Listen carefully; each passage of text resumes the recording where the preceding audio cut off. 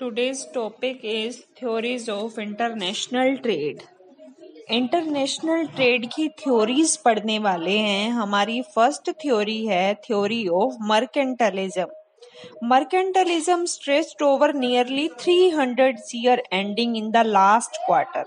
18th century की ये theory है. The theory of mercantilism attributes and measure the wealth of nation by the size of its accumulated wealth in terms of gold.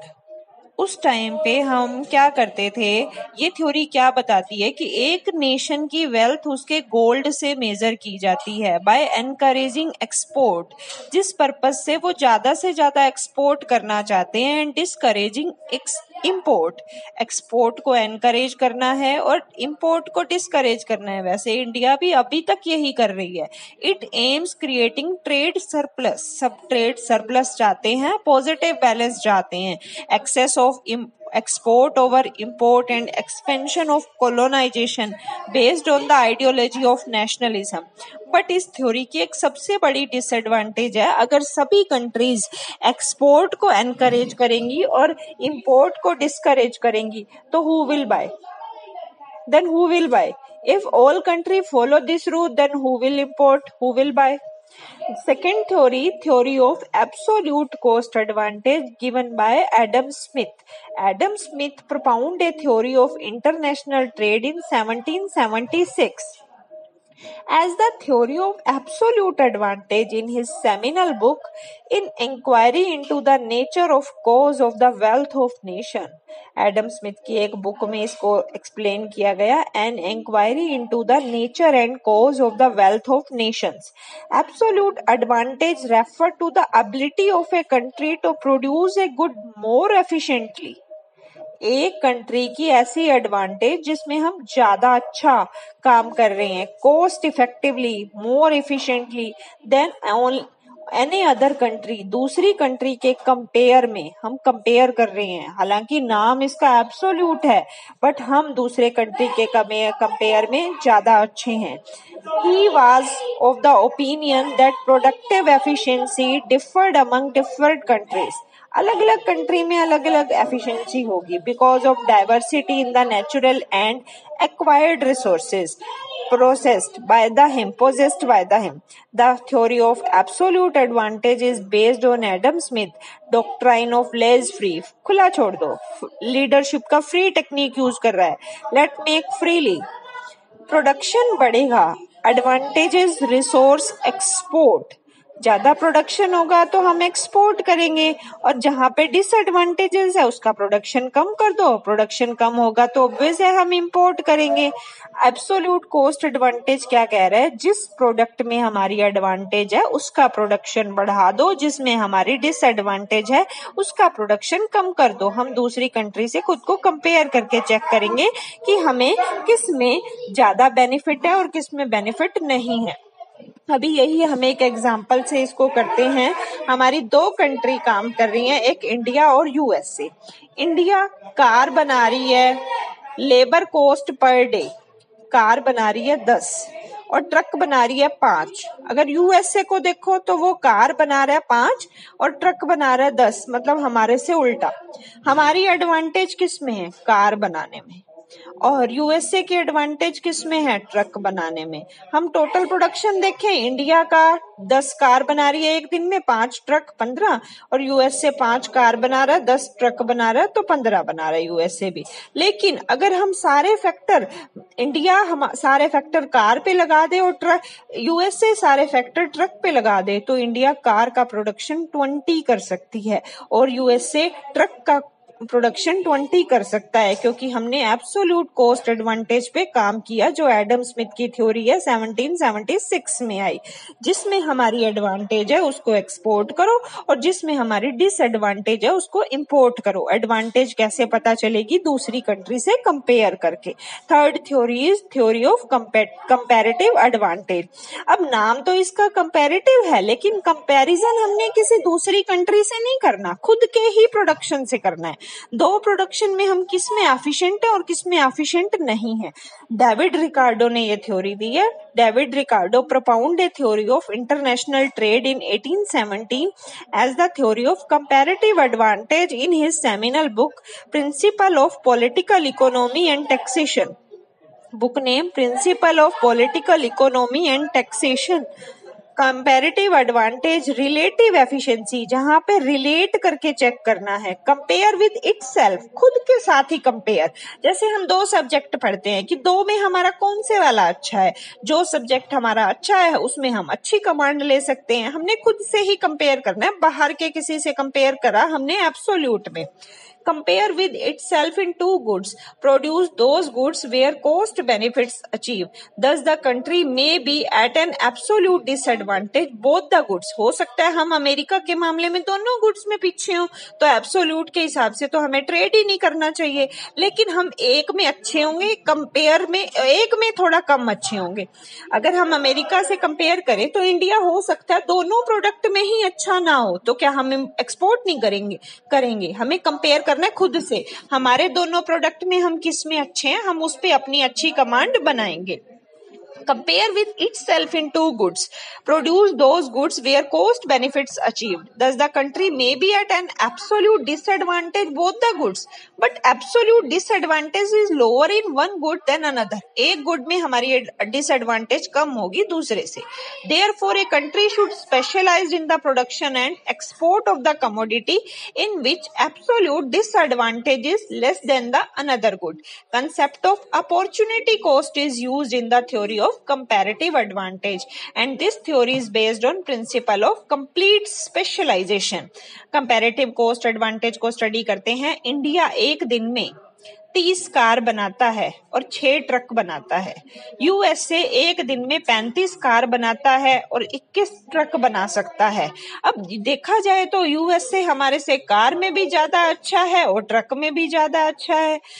USA को तो दोनों side से advantage है, but हमने हमारी एफिशिएंसी चेक करनी है। इंडिया की कार में देखें तो 30/35 0.86 डिसएडवांटेज, लेकिन अगर हम ट्रक में देखें 6/21 हमारी जो डिसएडवांटेज आ रही है 0.29। एडवांटेज और डिसएडवांटेज कैसे कैलकुलेट की जाएगी? अपने देश के प्रोडक्ट को ऊपर रख के डिवाइडेड बाय में हमारे देश का प्रोडक्ट हमारा बनेगा न्यूमरेटर और दूसरे देश का प्रोडक्ट बनेगा डिनोमिनेटर। हमारे यूएसए तो एफिशिएंट है दोनों में ही, कार में 1.17 एफिशिएंसी आ रही है, ट्रक में 3.5 टाइम्स एफिशिएंसी आ रही है, एडवांटेज है दोनों में। और इंडिया की दोनों में डिसएडवांटेज है। इंडिया को डिसएडवांटेज हो रही है कार में 30/35 0.86 और ट्रक में उसको हो रही है 0.29। 6/21 0.29। डिसएडवांटेज तो दोनों में है, लेकिन ट्रक में डिसएडवांटेज कम है, इसलिए उसको खुद से ही कंपेयर करना है कि मेरी डिसएडवांटेज किस में कम है, तो उसको वही प्रोडक्शन करना है। बाकी गुड्स उसको बाहर से इंपोर्ट कर लेनी है। ये हमारी थी कंपैरेटिव कॉस्ट एडवांटेज। इसमें हमने अपने ही दो गुड्स में कंपेयर किया कि हमारे को किस में कम डिसएडवांटेज है, उसका प्रोडक्शन बढ़ा के उसका एक्सपोर्ट किया जाए और दूसरी गुड्स को परचेज किया जाए। अभी तक हमने 3 थ्योरी पढ़ी। फर्स्ट पढ़ी मर्केंटाइल थ्योरी, जिसका बेस था कि ज्यादा से ज्यादा एक्सपोर्ट करो। उसके डिसएडवांटेज थी कि सारी कंट्री अगर एक्सपोर्ट करने का सोचेंगी तो कौन इंपोर्ट करेगा। सेकंड हमने पढ़ी absolute cost advantage, Adam Smith ने दी 1776 में दी। थर्ड एब्सोल्यूट में हमने दूसरी कंट्री के साथ खुद को कंपेयर किया था और कंपैरेटिव एब्सोल्यूट में कुछ कमी थी। अगर मान लो हम दूसरी कंट्री के साथ कंपेयर करते हुए दोनों में ही वीक हैं तो इसका मतलब हम प्रोडक्शन ही ना करें, एक्सपोर्ट ही ना करें, ये तो गलत हो गया। तो थर्ड थ्योरी आई 1870 में रिकार्डो लेके आया कंपैरेटिव। खुद के साथ कंपेयर करो कि डिसएडवांटेज तो है, किस में कम है, उसका प्रोडक्शन करके एक्सपोर्ट हम कर सकते हैं।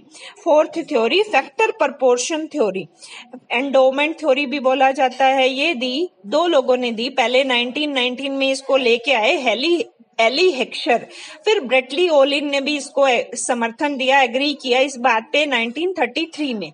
According to this theory, a nation will export the commodity whose production require intensive use of nations relatively abundant and cheap factor. जो फैक्टर हमारे पास यहाँ सबसे ज्यादा है, हम उसको factor and import the commodity whose, जिसका फैक्टर ज्यादा है वो एक्सपोर्ट कर दो, और जिसका फैक्टर कम है, जो फैक्टर ऑफ प्रोडक्शन कम है, उसको इंपोर्ट कर लो।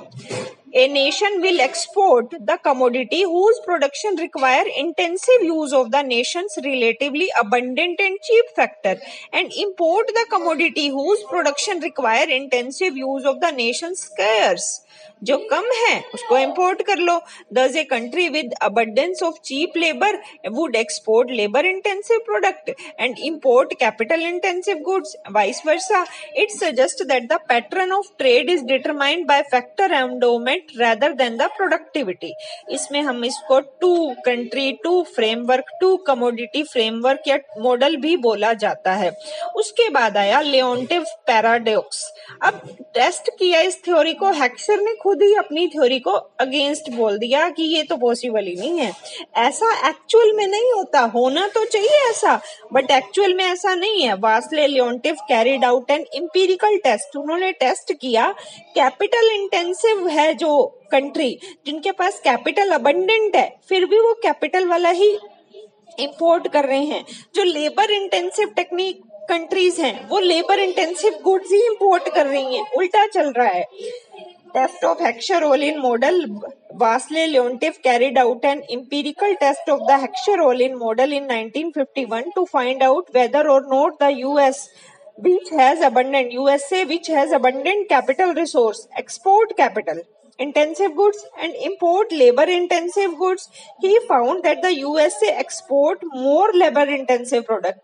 USA को करनी क्या चाहिए, कैपिटल गुड्स इंपोर्ट एक्सपोर्ट करनी चाहिए, बट वो लेबर गुड्स एक्सपोर्ट कर रहा है, तो उल्टा काम चल रहा है। फैक्टर प्रोपोर्शन हमें क्या बताता था, जो फैक्टर अबंडेंट है, ज्यादा है, उसका एक्सपोर्ट करो, जो फैक्टर स्केयर्स है, कम है, उसका इंपोर्ट करो। बट लियोन्टिव पैराडॉक्स में इसका अपोजिट रिजल्ट आया कि जैसा होना चाहिए वैसा है नहीं, उल्टा चल रहा है। जिसके पास कैपिटल अबंडेंट है वो कैपिटल फिर भी इंपोर्ट कर रहा है, एक्सपोर्ट करने की बजाय। लेबर कम है, फिर भी उसको लेबर वाले को एक्सपोर्ट कर रहा है। उसके बाद हमारी सिक्स थ्योरी, फिफ्थ तो हमारा लियोन्टिव पैराडॉक्स हो गया, सिक्स थ्योरी आई नियो फैक्टर प्रपोर्शन थ्योरी, जिसमें 2 मल्टीप्लाई 2 प्लस 1 कर दिया। पहले हम सिर्फ 2 कंट्री, 2 फैक्टर, 2 कमोडिटी लेके चल रहे थे, अब हमने लेबर के साथ, फैक्टर के साथ क्वालिटी वर्ड अटैच कर दिया, उसको बोला new factor proportion theory. It is not only the abundance, सिर्फ ये नहीं देखना कि कौन सा फैक्टर हमारे पास ज्यादा है of a particular factor, but also the quality of that factor. Quality matter करती है, जिसकी क्वालिटी हमारे पास अच्छी है उसको हम एक्सपोर्ट कर सकते हैं, अबंडेंस से मतलब नहीं है।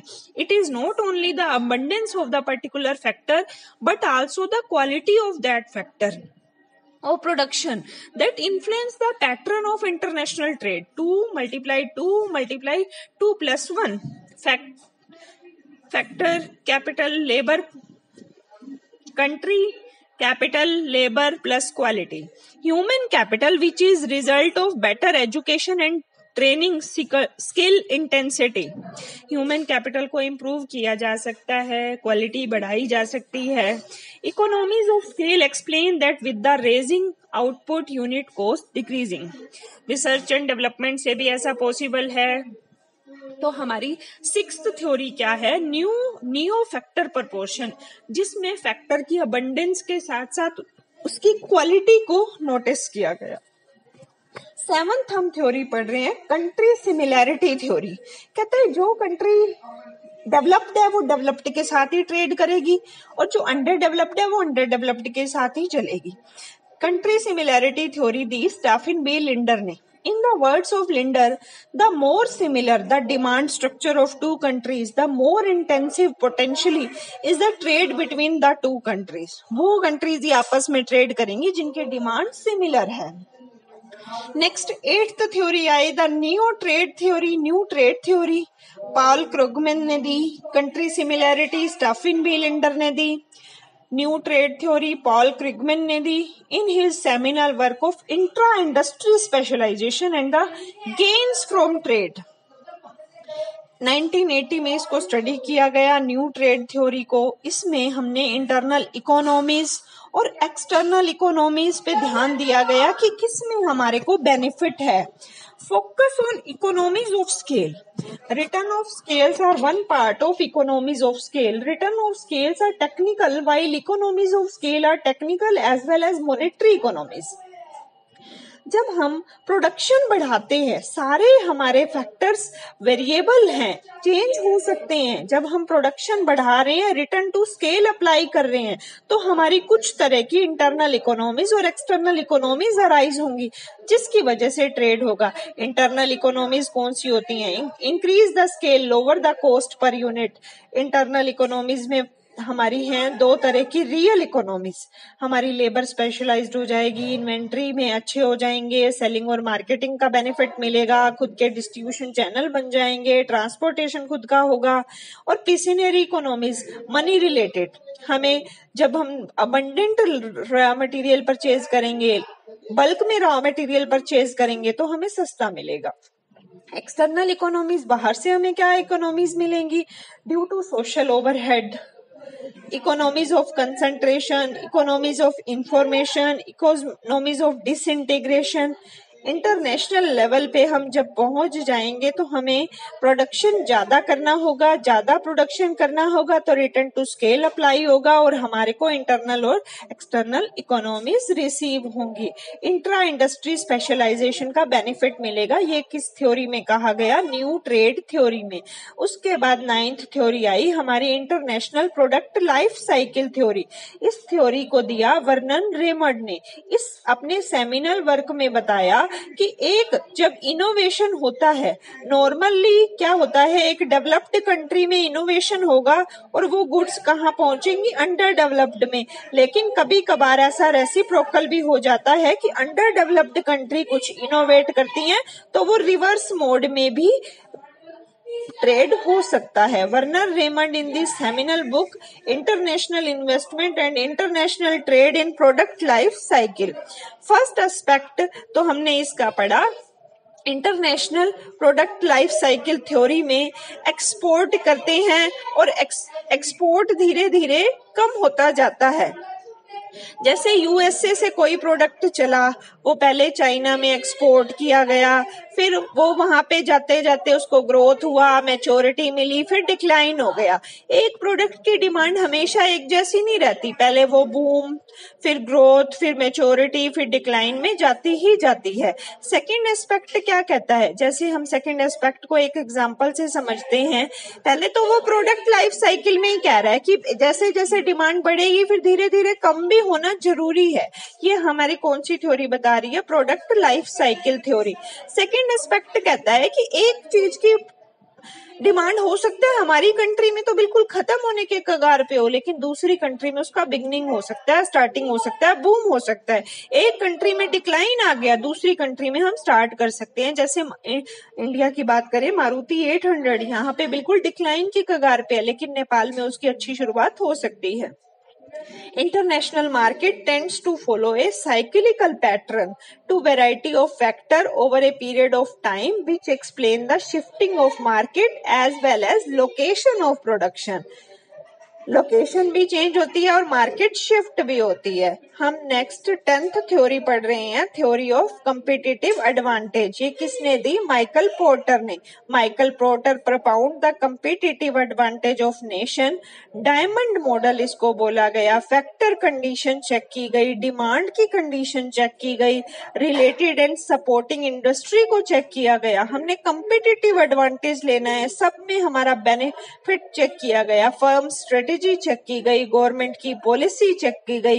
इसके बिहाफ पे हमने अपनी कंपिटिटिव एडवांटेज लेना है कि इस प्रोडक्ट को हमें ज्यादा प्रोडक्शन करके एक्सपोर्ट करने में बेनिफिट है या नहीं। Theory of competitive advantage Michael porter ने दी। माइकल पोर्टर ने इसको प्रपाउंड किया, जिसमें डिमांड मॉडल को स्टडी किया, फैक्टर कंडीशन को, डिमांड कंडीशन को, रिलेटेड एंड सपोर्टिंग इंडस्ट्री को, फॉर्म स्ट्रेटेजी को, स्ट्रक्चर एंड ड्राइवरली को। उसके बाद हमने कुछ एक थ्योरी और पढ़ी, उसके डिटेल स्टडी। कुछ एक थ्योरीज हैं जो हमने इकोनॉमिक्स से ली हैं बट हमारे कॉमर्स पॉइंट ऑफ व्यू से इम्पोर्टेंट नहीं है, वो हम कल डिस्कस करेंगे।